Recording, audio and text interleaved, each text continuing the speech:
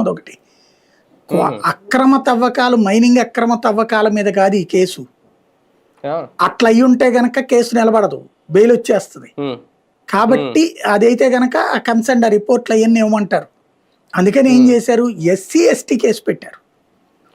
SC ST ఏమని, అక్కడ ఉన్నటువంటి గిరిజనుల్ని అవమానించాడు అని చెప్పేసి. అది కూడా సదరు వ్యక్తులు ఎవరన్నా పెట్టారా? లేదు.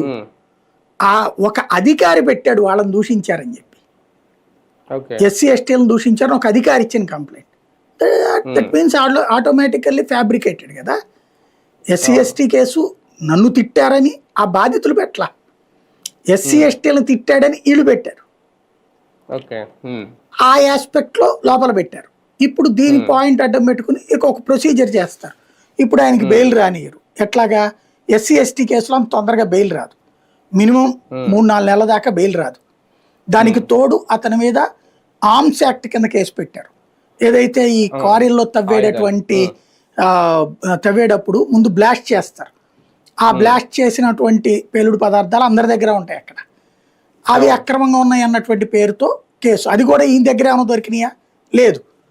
ఈయన అది వినియోగించి తవ్వాడు అన్నటువంటిది. అవి రెండు కూడా ఫ్యాబ్రికేటెడ్ అక్కడ ఆటోమేటిక్గా.